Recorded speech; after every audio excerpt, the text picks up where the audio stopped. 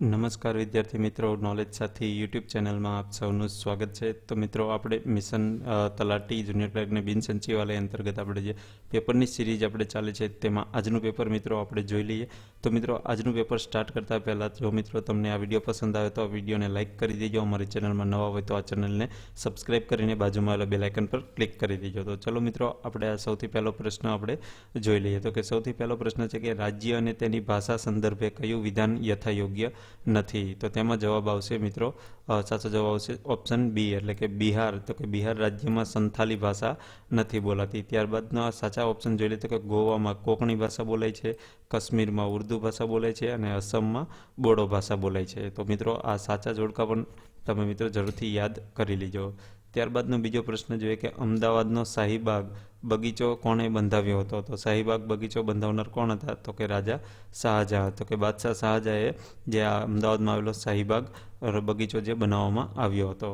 ત્યારબાદ question number 3 કે મહાગુજરાત ચળવળમાં કોણ અગ્રણ્ય નેતા સામેલ હતા? તો તેમાં સાચો જવાબ મિત્રો આવશે ઇન્દુલાલ યાજ્ઞિક, જે અગ્રણી નેતા હતા મહાગુજરાત ચળવળના.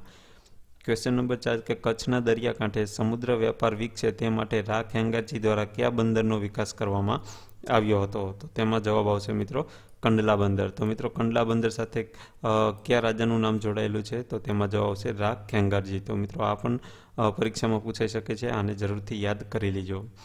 ત્યારબાદ ક્વેશ્ચન નંબર 5 જોઈએ કે 5મી સદીમાં વલ્લભી રાજ્યની સ્થાપના કોણે કરી હતી? તો મિત્રો, આ ક્વેશ્ચનનો આન્સર તમારે નીચે કમેન્ટ બોક્સમાં આપવાનો છે, જે એકદમ ઇઝી છે. કે 5મી સદીમાં સૌથી પહેલા પ્રશ્ન છે કે વલ્લભી રાજ્યની સ્થાપના કઈ સદીમાં કરવામાં આવી હતી? તો એક પ્રશ્ન અહીંયા બને 5મી સદીમાં, અને કોના દ્વારા કરવામાં આવી હતી? તો તે તમારે નીચે કમેન્ટ બોક્સમાં તેનો આન્સર તમારે જણાવવાનો છે.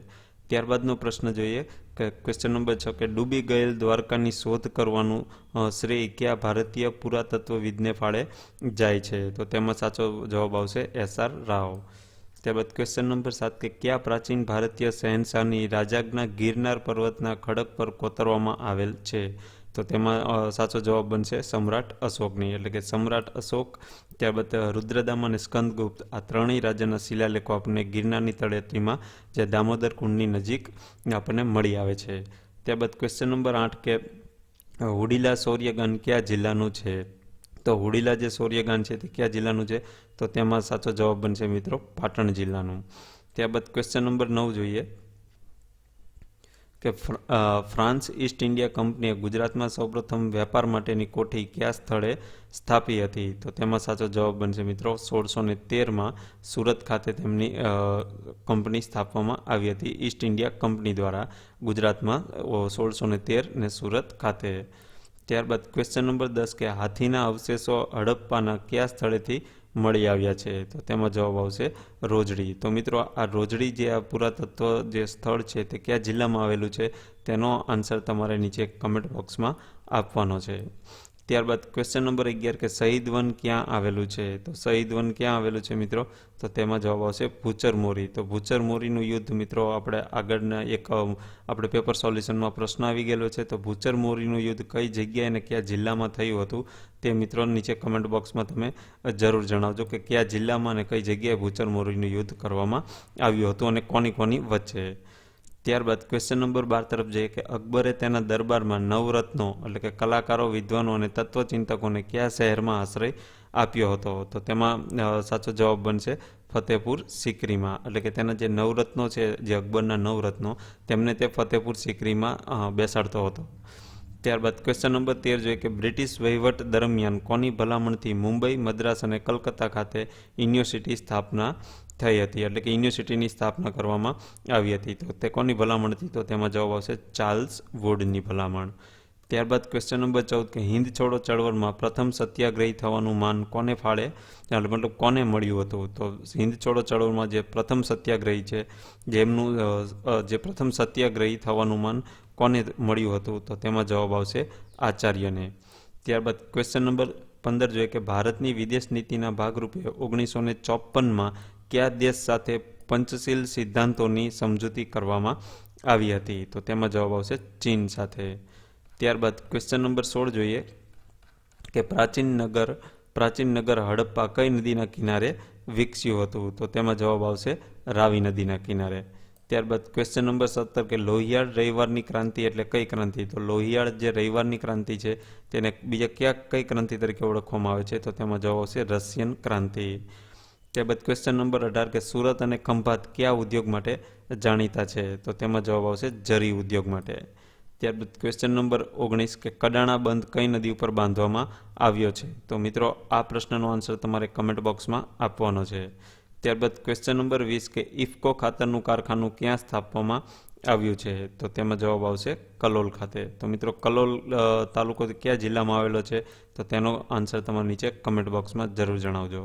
તે ક્વેશ્ચન નંબર 21 કે સૂર્ય મંદિર ક્યાં આવેલું છે? તો સૂર્ય મંદિર ક્યાં આવેલું છે તેનો આન્સર તમારે કમેન્ટ બોક્સમાં આપવાનો છે. એકદમ ઇઝી ક્વેશ્ચન છે મિત્રો ઇતિહાસનો, એટલા માટે આપણે તેને તમારી ઉપર છોડી દઈએ છીએ કે સૂર્ય મંદિર ક્યાં આવેલું છે. તો તમારે નીચે 4 ઓપ્શનમાંથી સિલેક્ટ કરીને તમારે જણાવવાનું છે. ક્વેશ્ચન નંબર 22 કે ગુજરાતનો કયો જિલ્લો સૌથી ઓછી વસ્તી ધરાવે છે? તો તેમાં જવાબ આવશે ડાંગ જિલ્લો. ક્વેશ્ચન નંબર 23 કે ઉત્તર ભારતની કઈ નદી વુલર સરોવરમાં મળી આગળ વધે છે? તો તેમાં જવાબ આવશે જેલમ નદી. ત્યારબાદ ક્વેશ્ચન નંબર 24 કે બે ભરતી કે બે ઓટ વચ્ચેનો સમયગાળો આશરે કેટલો હોય છે? એટલે કે બે ભરતી અને બે ઓટ આ બંને વચ્ચેનો સમયગાળો આશરે કેટલો હોય છે? તો તેમાં જવાબ આવશે 12 કલાક અને 25 મિનિટ. ક્વેશ્ચન નંબર 25 કે નાઇલ નદી બાબતે કયું વિધાન સાચું નથી? તો તેમાં 4 વિધાન છે કે તેના પર આસ્વાન ડેમ બાંધવામાં આવેલ છે, એલેક્ઝાન્ડર બંદર તેની સાથે સંકળાયેલ છે, કાયરો ગીઝા શહેરો તેના કિનારે આવેલા છે, કે અમેરિકાની મહત્વની નદી છે. આ 4માંથી કયું વિધાન સાચું નથી તે આપણે જણાવવાનું છે. તો તેમાં સાચું વિધાન નથી તે છે અમેરિકાની મહત્વની નદી છે. તો આ વિધાન ખોટું છે. અમેરિકાની મહત્વની નદી આ નથી નાઇલ નદી.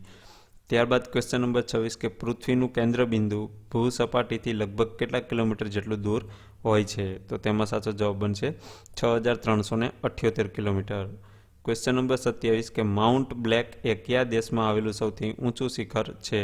તો તેમાં જવાબ આવશે ફ્રાન્સ. ત્યારબાદ ક્વેશ્ચન નંબર 28 કે કાકા સાહેબ કાલેલકરનું પૂરું નામ જણાવો. તો કાકા સાહેબ કાલેલકરનું પૂરું નામ શું થશે? તો તેમાં જવાબ આવશે દત્તાત્રેય બાલકૃષ્ણ કાલેલકર, જે કાકા સાહેબ કાલેલકરનું પૂરું નામ છે. ક્વેશ્ચન નંબર 29 કુંવરબાઈનું મામેરું આખ્યાન કૃતિ કયા કવિની છે? તો કુંવરબાઈનું મામેરું આખ્યાન કૃતિના લેખકનું નામ છે પ્રેમાનંદ. ત્યારબાદ મિત્રો જે કુંવરબાઈનું મામેરું છે જે નરસિંહ મહેતાનું પણ આપેલું છે. તો મિત્રો ખાલી મામેરું પૂછે તો મિત્રો અહીં પ્રેમાનંદ જવાબ આવશે. જો કુંવરબાઈનું મામેરું પૂછે તો આપણે નરસિંહ મહેતા, આમાં સાચો આન્સર નરસિંહ મહેતા આવશે, પ્રેમાનંદ નહીં આવે. કારણ કે કુંવરબાઈનું મામેરું જે નરસિંહ મહેતાની કૃતિ છે અને ખાલી મામેરું પૂછે તો પ્રેમાનંદ આમાં જવાબ આવશે. તો આ પ્રશ્નનો જવાબ આપણે બનશે નરસિંહ મહેતા. ત્યારબાદ ક્વેશ્ચન નંબર 30 જોઈએ કે કુંદનિકા કાપડિયાએ કઈ નવલકથા લખી છે? તો નીચેનામાંથી કઈ નવલકથા જે કુંદનિકા કાપડિયાએ લખેલી છે? તો તેમાં જવાબ છે 7 પગલાં આકાશમાં. ત્યારબાદ ક્વેશ્ચન નંબર 31 જોઈએ કે જય સોમનાથ નવલકથા કોણે લખી છે? તો જય સોમનાથ નવલકથાના લેખકનું નામ છે કમા મુનશી. ક્વેશ્ચન નંબર 32 અમૃતલાલ લાલજીભાઈ ભટ્ટનું ઉપનામ શું છે? તો અમૃતલાલ લાલજીભાઈ ભટ્ટનું ઉપનામ સાચું ઉપનામ શું છે? તો તેમાં જવાબ આવશે ઘાયલ. ત્યારબાદ ક્વેશ્ચન નંબર 33 ઓખાહરણના સર્જકનું નામ શું છે? તો ઓખાહરણના સર્જકનું નામ છે પ્રેમાનંદ. ક્વેશ્ચન નંબર 34 મૂછાળી મા તરીકે કયા બાળ કેળવણીકાર પ્રખ્યાત છે? તો તેમાં જવાબ આવશે ગીજુભાઈ બધેકા. ક્વેશ્ચન નંબર 35 કાકા સાહેબ કાલેલકર કઈ બાબત સાથે સંકળાયેલા છે? તો તેમાં કાકા સાહેબ કાલેલકર જે છે તે કઈ કાવ્ય પ્રકાર સાથે સાહિત્ય પ્રકાર સાથે સંકળાયેલા છે? તો તેમાં જવાબ આવશે નિબંધકાર. ક્વેશ્ચન નંબર 36 પૂર્ણ સત્ય એ ગુજરાતી સાહિત્યમાં કેવી રીતે ઓળખાય છે?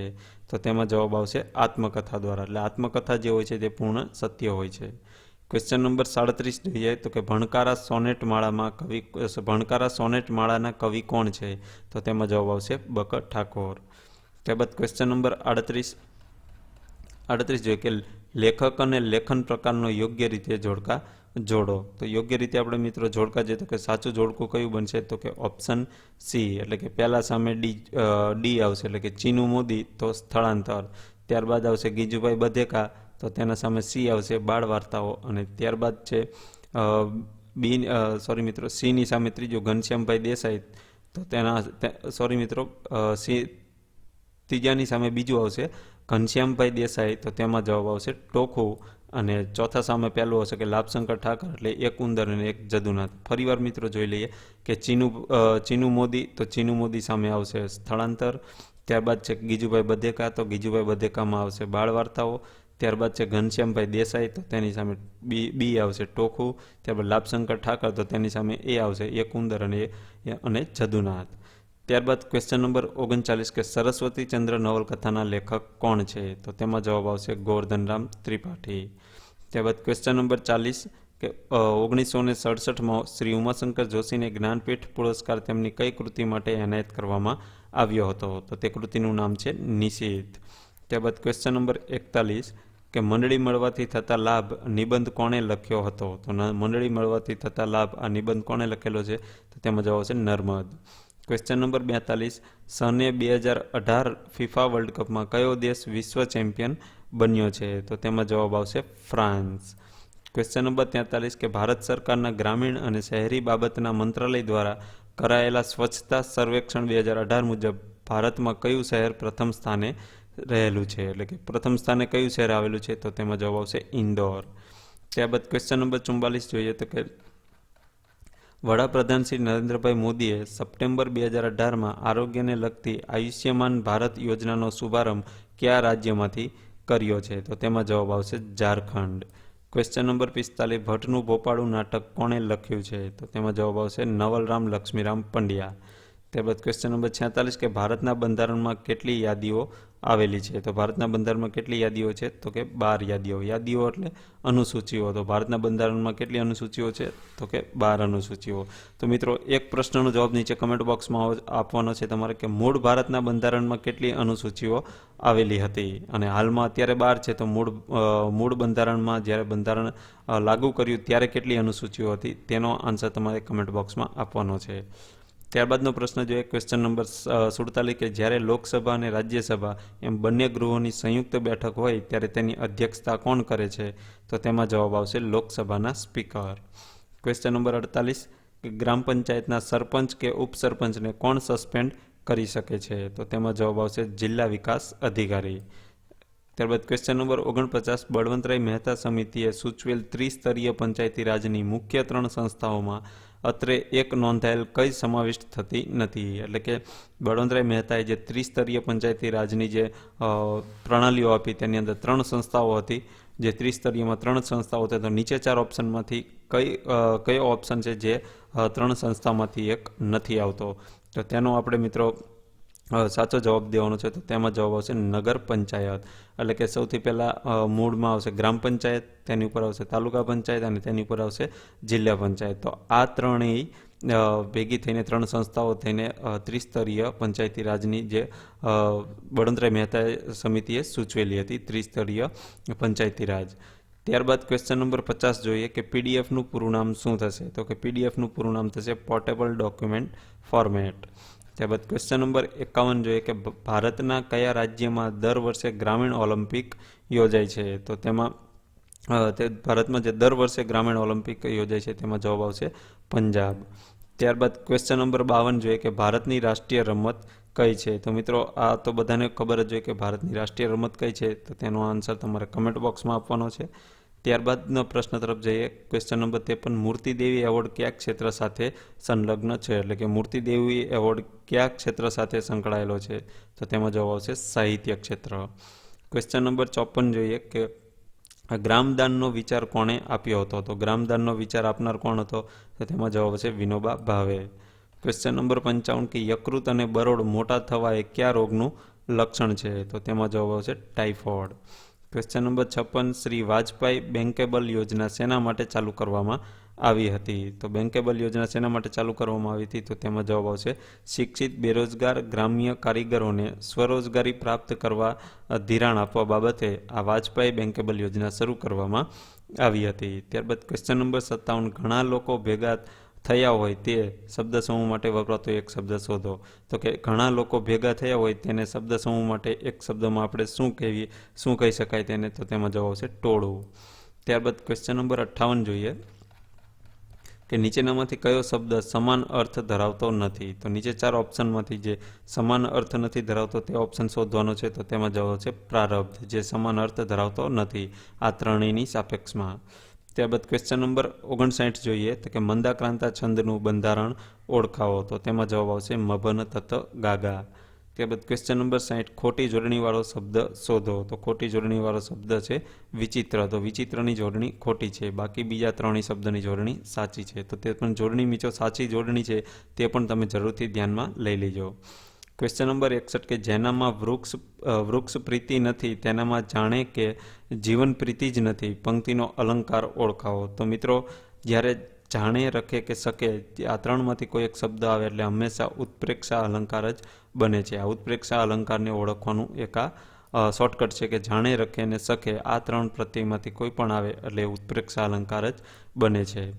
ત્યારબાદનો ક્વેશ્ચન નંબર 62 જોઈએ કે ચતુષ પ્લસ ઘાતની સંધિ શું થશે? તો ચતુષ પ્લસ ઘાતની સંધિ આપણે જોડીએ તો તેની શું જવાબ બનશે? તો તેમાં જવાબ છે ચતુષ્ઘાત, ઓપ્શન એ. ત્યારબાદ ક્વેશ્ચન નંબર 63 કે પોરો ખાવો આ રૂઢિપ્રયોગનો અર્થ શું થશે? તો પોરો ખાવો રૂઢિપ્રયોગનો અર્થ થશે વિસામો લેવો, એટલે કે આરામ લેવો. ત્યારબાદ ક્વેશ્ચન નંબર 64 કે ઉપર તળ થઈ જવું આ કહેવતનો અર્થ શું થશે? તો તેમાં જવાબ આવશે ખૂબ અધીરા બની જવું. ત્યારબાદ ક્વેશ્ચન નંબર 65 હારજીત કયો સમાસ છે? એટલે કે હારજીત શબ્દ છે તે કયા સમાસમાં આવશે? તો તેમાં જવાબ આવશે દ્વંદ્વ, હાર કે જીત. ત્યારબાદ ક્વેશ્ચન નંબર 66 કયું વિરોધી જોડકું સાચું છે? તો આ જે 4 ઓપ્શન છે તેમાંથી સાચું વિરોધી જોડકું આપણે શોધવાનું છે. તો તેમાં જવાબ આવશે અધોગામી તો ઉર્ધ્વગામી. આ જોડકું વિરોધી છે જે સાચું છે. ત્યારબાદ ક્વેશ્ચન નંબર 67 જોઈએ કે શબ્દકોશ પ્રમાણે કયા શબ્દનો ક્રમ સાચો છે? તો તેમાં જવાબ આવશે આ ઓપ્શન ડી, એટલે કે આંગણું, ખખડધજ, તડકાછાયા અને લક્ષણ. એટલે આંગણું, ખખડધજ, તડકાછાયા અને લક્ષણ આ જે ક્રમમાં ગોઠવેલા છે તે સાચું છે. ત્યારબાદ ક્વેશ્ચન નંબર 68 જોઈએ કે નીચેનામાંથી કયો શબ્દ અવિકારી વિશેષણ છે? તો અવિકારી વિશેષણ કયો છે? તો તેમાં જવાબ આવશે ચતુર. ક્વેશ્ચન નંબર 69 શબ્દની મુખ્ય 3 શક્તિઓ કઈ છે? તો શબ્દની મુખ્ય 3 શક્તિઓ જોઈએ તો તેમાં જવાબ આવશે અભિધા, લક્ષણ અને વ્યંજન. આ 3 મુખ્ય શક્તિઓ છે શબ્દની. ક્વેશ્ચન નંબર 70 કે નીચેનામાંથી ખોટી રીતે પ્રયોજાતો શબ્દ પ્રયોગ જણાવો. તો ખોટી રીતે પ્રયોજાતો શબ્દ પ્રયોગ છે સુસ્વાગતમ, જે નીચેનામાંથી ખોટી રીતે પ્રયોજવામાં આવે છે. ત્યારબાદ મિત્રો મેથેમેટિક્સનું જે સેક્શન છે તે આપણે અહીંયા સ્કીપ કરી દઈએ છીએ. દરેક વિડીયોમાં આપણે કહેતા રહેલા છીએ કે આનું એક આપણે ફૂલ સોલ્યુશન જોવાનું છે, તો અહીંયા આપણે તેને સ્કીપ કરીએ છીએ. અને ત્યારબાદનો સેક્શન છે ઇંગ્લિશ સેક્શન, તો તે આપણે લઈ લઈએ. તો તેમાં સૌથી પહેલો પ્રશ્ન આપણે જોઈએ ક્વેશ્ચન નંબર 86. તો ક્વેશ્ચન નંબર 86 શું કહે છે કે if I feel stressed I find taking A bath is often. તો તેમાં ખાલી જગ્યા છે, તો પછી ખાલી જગ્યાના સ્થાને શું આવશે? તો તેમાં જવાબ આવશે ઓપ્શન બી, એટલે કે relaxing. Question number 87 my sister is not ખાલી જગ્યા ઇન્ટેલિજન્ટ ખાલી જગ્યા માય બ્રધર. તો તેમાં સાચો જવાબ શું આવશે મિત્રો? તો તેમાં જવાબ આવશે સો એઝ, એટલે કે my sister is not so intelligent as my brother. એટલે કે મારી જે બહેન છે તે મારા બ્રધર કરતાં હોશિયાર નથી, ઇન્ટેલિજન્ટ નથી. ત્યારબાદ ક્વેશ્ચન નંબર 88 જોઈએ કે સી હેઝ એ વેકેશન ખાલી જગ્યા ટુડે. તો તેમાં સાચો જવાબ બનશે ફ્રોમ, એટલે કે she has a vacation from today, એટલે કે આજથી તે વેકેશનમાં છે. ત્યારબાદ ક્વેશ્ચન નંબર 89 કે ધ તાજમહેલ ખાલી જગ્યા બાય શાહજહાં. તો તેમાં નીચે 4 ઓપ્શનમાંથી આપણે ઓપ્શન આવશે વોઝ બિલ્ટ, એટલે કે જે તાજમહેલ બનાવેલો છે તે ભૂતકાળનું રૂપ છે, પણ અહીંયા આપણે ભૂતકાળમાં આપણે સાદા ભૂતકાળનું વાક્ય છે પણ અહીંયા પેસિવ છે, બાય શાહજહાં દ્વારા તાજમહેલને બનાવવામાં આવ્યો છે. તો પેસિવ વાક્યમાં આપણે સાદા ભૂતકાળને આપણે કન્વર્ટ કરીએ ચાલુ ભૂતકાળમાં જતો, તો ચાલુ ભૂતકાળને આપણે સહાયકકારક ક્રિયાપદો મૂકવા પડે અને પ્લસ પીપીટીનું રૂપ મૂકવું પડે. તો સહાયક ક્રિયાપદ ચાલુ ભૂતકાળનું આવશે, અહીં તાજમહેલ છે તો તાજમહેલ સાથે વોઝ આવશે, અને પીપીટી બિલ્ડનું પીપીટી થશે બિલ્ડ, એટલે ઓપ્શન બી સાચો આવશે.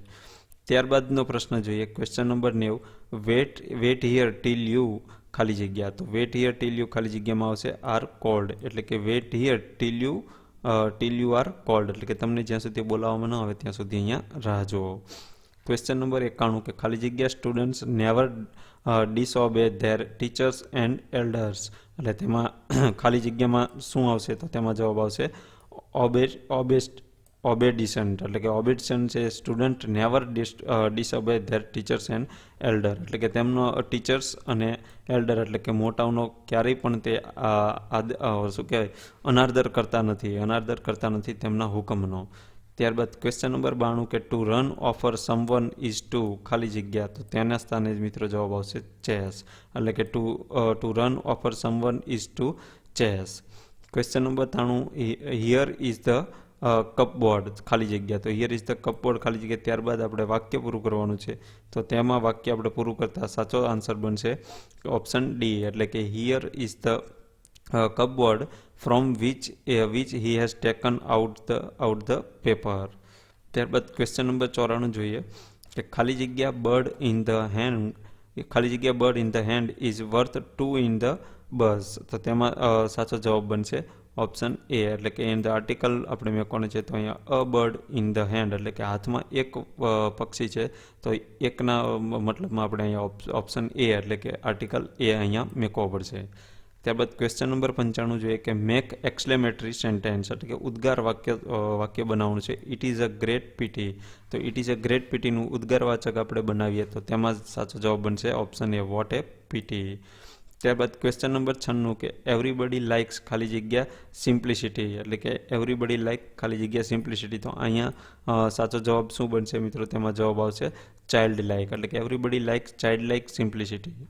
ત્યારબાદ ક્વેશ્ચન નંબર 97 કે it is impossible for an overworked mother to ખાલી જગ્યા with so many screaming children's, તો સેક્રિમિંગ ચિલ્ડ્રન્સમાં તો ત્યાં જે ખાલી જગ્યા આવશે તો ખાલી જગ્યાના સ્થાને તેનો સાચો જવાબ આવશે કોપ. ત્યારબાદ ક્વેશ્ચન નંબર 98 કે ધ મેડિસિન ગેવ હિમ એ ખાલી જગ્યા ફ્રોમ સફરિંગ, તો તેમાં ખાલી જગ્યાના સ્થાને આવશે રિસ્પેક્ટ, તો respect the medicine gave him a respect from suffering. Question number 99 choose the synonyms એટલે કે સમાનાર્થી શબ્દ દર્શાવવાનો છે ઓબ્જેક્ટનો, તો ઓબ્જેક્ટનો સમાનાર્થી શબ્દ શું થશે મિત્રો, તો તેમાં જ સાચો જવાબ બનશે ઓપોઝ. ત્યારબાદ આજના પેપર સોલ્યુશનનો છેલ્લો ક્વેશ્ચન નંબર 100 કે ચૂઝ ધ કરેક્ટ એન્ટોનિયમ એટલે કે વિરુદ્ધાર્થી, તો ફોલીનો વિરુદ્ધાર્થી શું થશે, તો ફોલીનો વિરુદ્ધાર્થી થશે મિત્રો વિસ્ડમ. તો મિત્રો આ આપણે પેપર સોલ્યુશનના 100 પ્રશ્ન જોઈએ જેમાં મેથ્સનો સેક્શન આપણે સ્કીપ કર્યો, તેનું ફૂલ સોલ્યુશન આપણે લાવવાના છીએ, તો એ ટૂંક સમયમાં તે મિત્રો એનું કામકાજ ચાલુ જ છે, તે પણ આવી જશે ટૂંક સમયમાં. તો મિત્રો જો આ વિડીયો તમને પસંદ આવ્યો, પેપર સોલ્યુશન પસંદ આવ્યું હોય તો લાઇક કરજો, શેર કરજો અને મિત્રો તમારો કોઈ પણ સુઝાવ હોય તો નીચે કમેન્ટ બોક્સમાં જરૂર જણાવજો અને અમારી ચેનલને સબસ્ક્રાઇબ નથી કરી તો સબસ્ક્રાઇબ કરીને બાજુમાં આવેલા બેલ આઇકન પર ક્લિક કરી દેજો. તો ચલો મિત્રો આ પેપર સોલ્યુશન અહીંયા પૂરું કરીએ છીએ. જય હિન્દ, વંદે માતરમ.